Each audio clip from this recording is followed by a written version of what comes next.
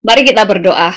Kami mengucap syukur untuk pagi hari ini, Tuhan Yesus. Kami bersyukur untuk pimpinan-Mu, sehingga pagi hari ini kami boleh bangun dan bisa memuji, memuliakan nama-Mu. Dan kami juga akan mendengar firman-Mu, biarlah Engkau yang memimpin, dan biarlah Engkau yang memimpin kami, sehingga kami dapat memahami seluruh firman yang dibagikan.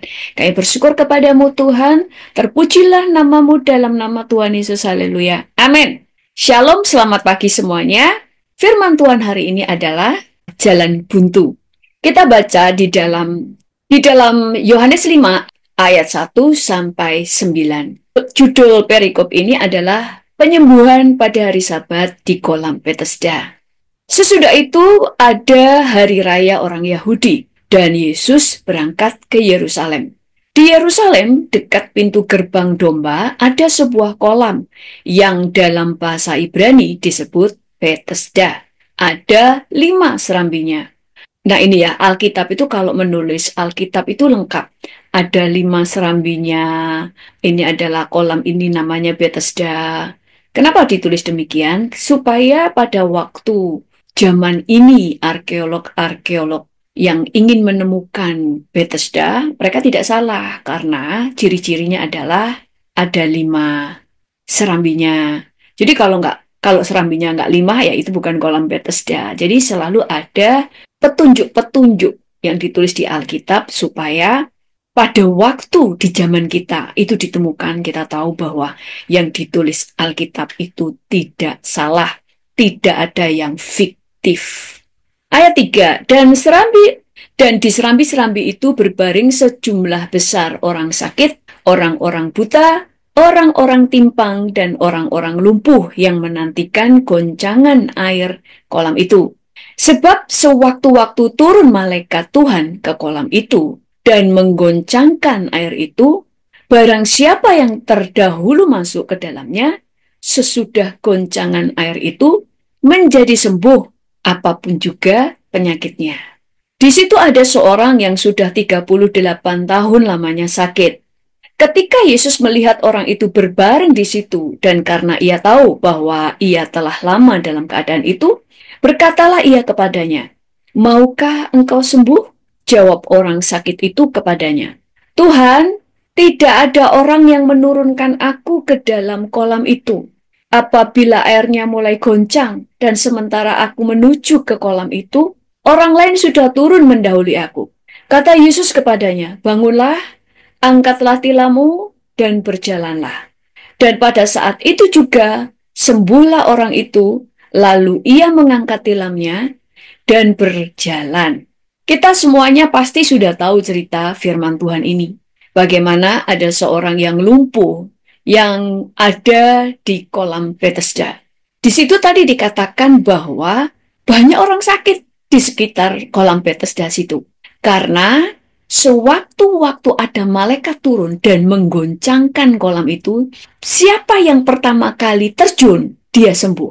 Masalahnya adalah kita tidak pernah tahu kapan malaikat itu datang. Hari ini, atau besok, atau lusa, jam berapa, pagi hari, atau malam hari, dan sebagainya. Sehingga mereka itu harus selalu siap sedia. Dan semua orang berebut untuk menjadi orang yang pertama. Karena yang pertama masuk ke dalam kolam, waktu kolam itu digoncangkan oleh malaikat, dia yang akan sembuh. Berarti di dalam setiap goncangan hanya ada satu orang yang sembuh karena hanya orang yang pertama yang sembuh. Ini menunjukkan bagaimana tentang kesabaran dan kepercayaan. Mungkin ada orang-orang yang punya keluarga, punya saudara-saudara yang mungkin gantian untuk berjaga. Jadi tidak pernah ada yang lengah. Misalnya satu orang melumpuh, ada 2 saudaranya yang mendampingi. Kalau saudaranya capek pengen pulang, ganti orang lain. Sehingga sewaktu-waktu ada malaikat yang turun dan menggoncangkan kolam itu, saudaranya mungkin yang lumpuh lagi ketiduran sehingga dia tidak tahu, maka saudara-saudaranya yang berjaga mungkin yang akan melempar dia untuk masuk kolam supaya dia sembuh. Nah, berbeda dengan orang yang di dalam cerita Alkitab ini, ada seorang yang sudah 38 tahun sakit dan tidur di atas tilamnya di situ. Waktu Yesus bertanya, "Maukah kamu sembuh?" Apa yang dia jawab? "Tuhan, tidak ada orang yang menurunkan aku ke dalam kolam itu apabila airnya mulai goncang. Dan sementara aku menuju kolam itu, orang lain sudah turun mendahului aku." Saudara, ada banyak orang yang mendapatkan privilege dalam hidupnya. Misalnya di kolam Bethesda ini ada orang-orang yang punya saudara. Ada orang-orang yang bisa membayar orang lain supaya orang-orang itu yang berjaga-jaga dan bisa memasukkan dia ke dalam kolam. Ada orang-orang yang punya sahabat yang mengasihi dia. Ada orang-orang, mungkin ada anak-anak yang sakit dan orang tuanya mendampingi dia. Mereka semuanya berebut. Mungkin saudara berkata, kok orang itu nggak ada di pinggir kolam? Ya, kita tidak tahu karena di Israel termasuk panas. Mungkin dia harus berteduh, jadi agak menjauh supaya kena bayangan tiang-tiang yang ada di situ supaya nggak kepanasan. Karena kalau di pinggirnya kolam, selain dia kena panas matahari, juga kena panas dari kolam yang terpantul. Karena kalau siang, matahari terang benderang, terik itu kan mantul, itu kan panas itu. Dia bisa dehidrasi di situ. Nah, dan kita mungkin seperti pria ini yang sudah 38 tahun tidak pernah sembuh. Dia tidak punya seorang pun yang menolong dia untuk melemparkan dia pada waktu air digoncang. Karena dia dalam keadaan lumpuh. Mungkin yang lain ada sakit tetapi nggak lumpuh, sehingga tanpa teman pun dia bisa berlari, dia bisa melompat tanpa bantuan orang lain. Tetapi karena orang ini lumpuh, untuk mendekati kolam saja sudah terlambat. Jadi seakan-akan dia tidak punya privilege seperti yang dimiliki oleh orang lain. Tetapi kita mulai melihat, Yesus itu mau berkata, yang kamu butuhkan itu aku. Di ayat yang ke-8 itu Tuhan Yesus berkata begini, "Bangunlah, angkatlah tilammu dan berjalanlah." Dan pada saat itu juga sembuhlah orang itu lalu mengangkat tilamnya dan berjalan. Memang ada malaikat Tuhan yang akan menggoncangkan air kolam itu sehingga setiap orang yang pertama yang masuk akan mengalami kesembuhan, akan mengalami mujizat. Tetapi penyembuhnya bukankah Yesus? Selama 38 tahun dia berada di situ, fokus dia adalah bagaimana dia masuk ke dalam air. Fokus matanya adalah melihat kapan air itu digoncang. Kapan malaikat datang dan menggoncang air. Pikiran dan matanya itu fokusnya adalah gimana caranya saya bisa mendahului orang-orang. Dan saya percaya dia di hatinya akan timbul rasa kecewa. Nggak mungkin lah saya bisa mendahului orang-orang. Enak lah orang-orang itu. Dia punya saudara, orang itu bisa lari, anak itu masih muda, yang satunya dia sakit parah tapi bisa menggaji orang karena dia orang kaya, yang ini karena dikasih keluarganya. Sementara aku nggak punya uang, nggak punya saudara yang bisa diandalkan, orang tuaku adalah orang tua yang tidak mengasihi aku, yang tidak memperhatikan aku berjuang seorang diri.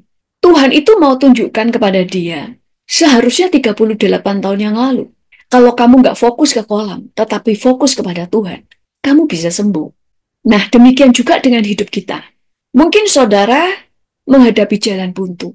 Saudara tidak punya privilege seperti yang orang lain miliki.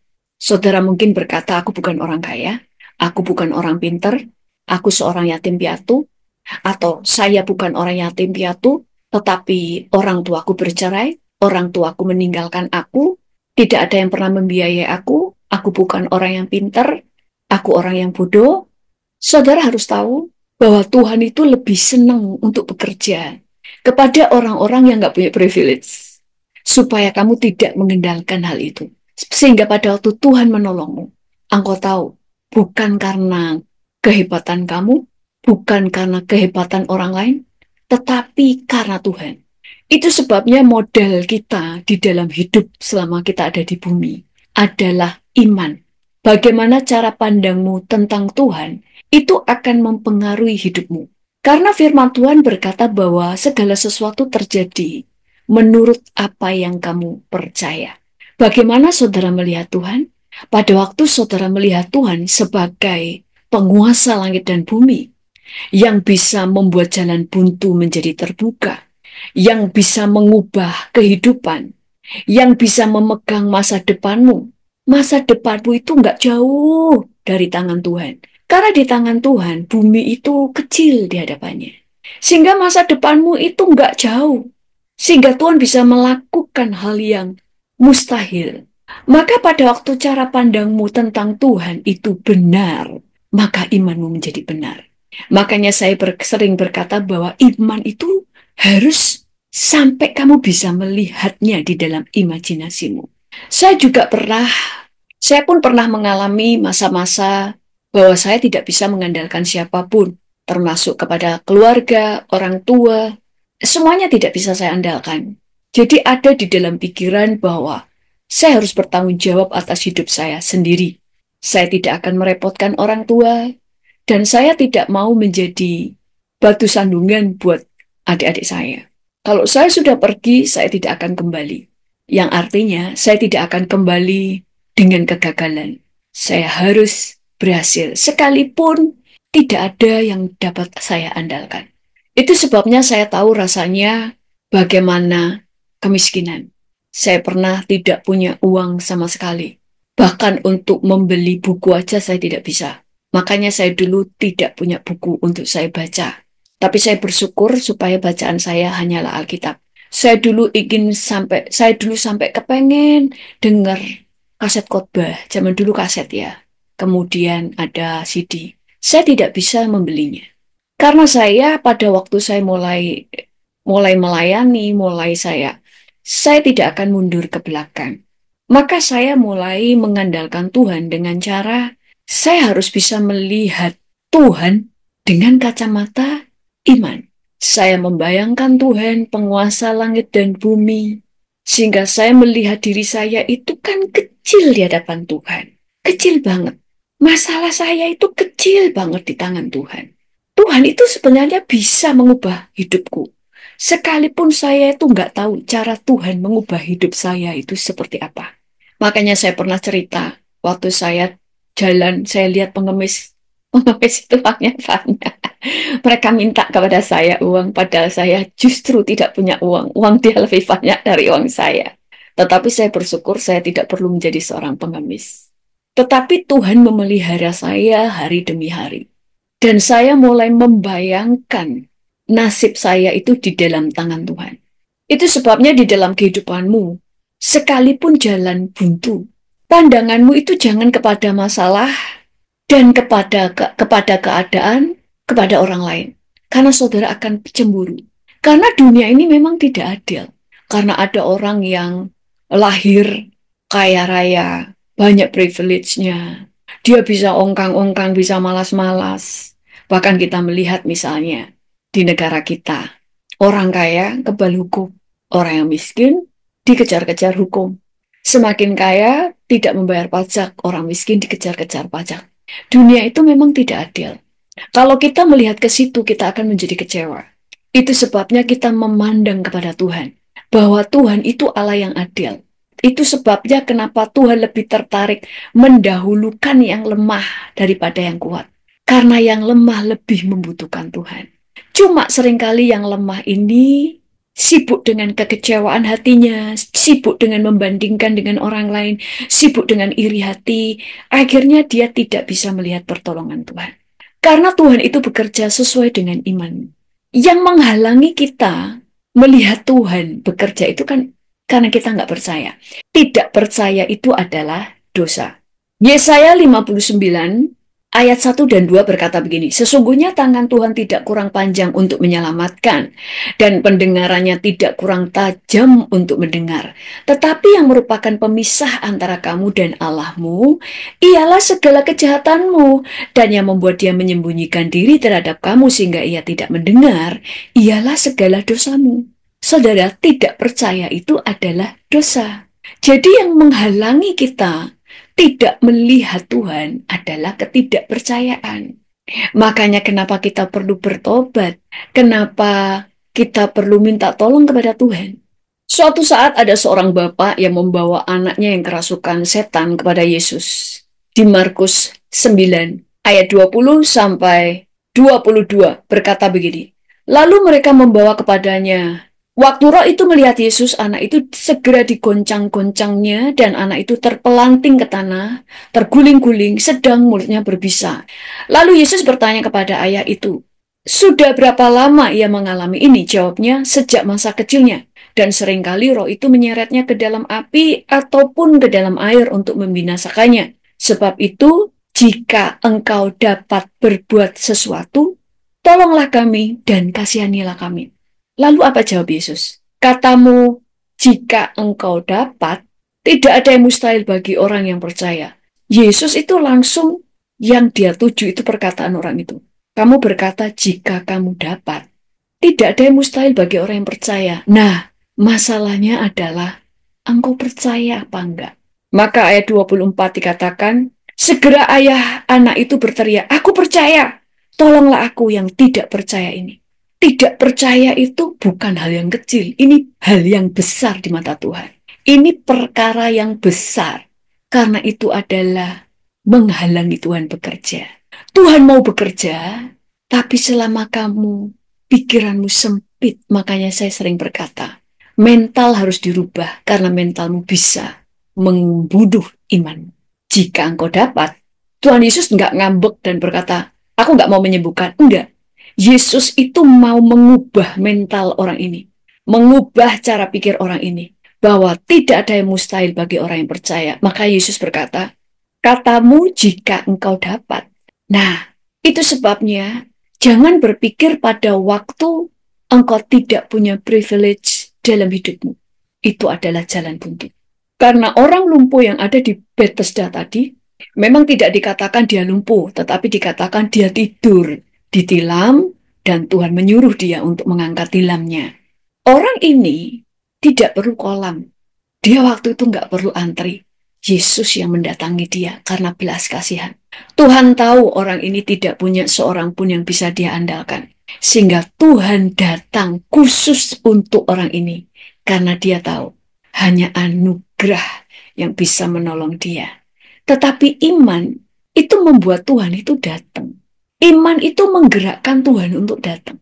Kalau ini tadi karena Yesus datang, Tuhan Yesus melihat dia, Tuhan Yesus kasihan. Yesus datang kepada dia dan dia mendapatkan kesembuhan. Tidak perlu masuk kolam, tidak perlu dilempar. Itu sebabnya kalau saudara ada di jalan buntu, saudara harus bersyukur. Karena saudara menjadi target utama Tuhan. Karena selama engkau masih bisa menemukan jalan, Tuhan itu suruh kamu mikir jalan mana yang harusnya kamu tempuh. Kamu harus dewasa. Kamu harus matang dalam berpikir. Kamu harus menimbang. Tapi kalau yang kau hadapi adalah jalan buntu, Tuhan tahu. Memang nggak ada pilihan. Maka Tuhan yang akan turun tangan. Itu sebabnya pagi hari ini, kalau saudara menemukan jalan buntu, tidak ada orang yang bisa kamu andalkan. Engkau tidak punya uang, tidak punya jabatan, tidak ada koneksi, tidak ada orang yang bisa menolong kamu, keluarga kamu mengecewakan, seakan-akan kau sendirian.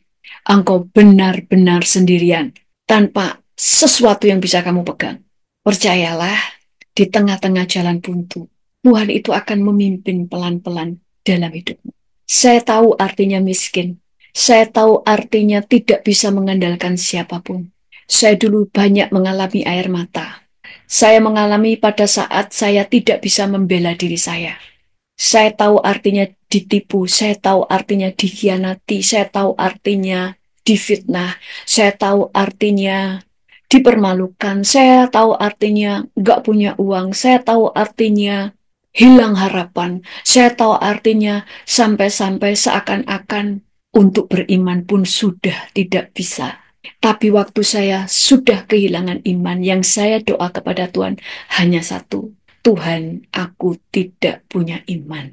Yang penting pada waktu jalan buntu, jangan mengeluh. Kalau toh kamu mau mengeluh, bawa itu dalam doa. Ucap, sampaikan apa yang menjadi pergumulanmu. Saya pernah ngomong sama Tuhan, Tuhan, orang itu bisa mengandalkan keluarganya. Tuhan, orang ini punya uang. Saya tidak punya seseorang yang bisa aku andalkan. Dunia itu sepertinya nggak adil, Tuhan. Ampuni aku, karena aku jujur. Aku tidak tahu apa yang harus aku lakukan. Bahkan aku tidak tahu. Bahkan aku tidak punya iman. Tolonglah aku. Yang penting saya jujur. Saya tidak meninggalkan Tuhan. Bahkan waktu kecewa, saya tidak memberontak dan mengungkapkan kekecewaan dengan menggerutu, mengumpat, tetapi saya bawa kepada Tuhan. Tuhan, aku kecewa. Kadang aku merasa hidup tidak adil. Nah, jujur. Dan Tuhan itu menolong saya. Di dalam lembah kekelaman pun, saya tahu Tuhan menolong saya. Tulis di chat, secara manusia, aku tidak punya privilege seperti orang lain. Tetapi aku punya privilege yang besar karena aku adalah anak Allah. Dan percayalah, waktu saudara menghadapi jalan buntu, justru disitulah bagian Tuhan untuk menolong kamu. Mari kita berdoa. Tuhan, kami mengucap syukur hari ini. Ada banyak di antara kami yang menghadapi jalan buntu. Banyak di antara kami yang tidak memiliki privilege seperti orang lain. Tidak ada yang bisa kami andalkan. Keluarga, keuangan, tidak punya teman, tidak punya siapapun yang bisa kami andalkan. Tetapi kami punya privilege yang besar, yaitu kami adalah anak Allah. Allah yang mengasihi kami, Allah yang menyertai hidup kami. Sehingga sekalipun kami di dalam lembah kekelaman, kami percaya Engkau yang akan membawa kami keluar sebagai pemenang. Kami percaya tidak ada yang bisa menggagalkan Engkau. Rancanganmu yang besar untuk hidup kami tidak akan gagal. Dan tolong kami supaya kami tidak menjadi orang yang menggagalkan rancanganmu. Karena yang bisa menggagalkan rancanganmu jadi atas kami adalah diri kami sendiri. Pada waktu kami pergi, kecewa dan meninggalkan kamu. Sehingga kami tidak bisa melihat janjimu digenapi. Itu sebabnya Tuhan pegang hati kami. Sehingga kami dapat mempercayaimu. Karena sekalipun tidak ada yang dapat kami harapkan di dunia ini. Seperti halnya orang yang lumpuh tadi. Tidak ada harapan. Tetapi justru engkau yang mendatangi dia. Engkau tidak mendatangi orang lain. Tetapi engkau datang khusus untuk dia.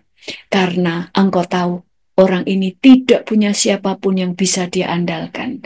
Maka engkau berbelas kasihan. Engkau tahu dia hanya membutuhkan anugerahmu. Bersyukur kepadamu Tuhan sehingga setiap anak-anakmu ini mendapatkan mujizat, mendapatkan pertolongan.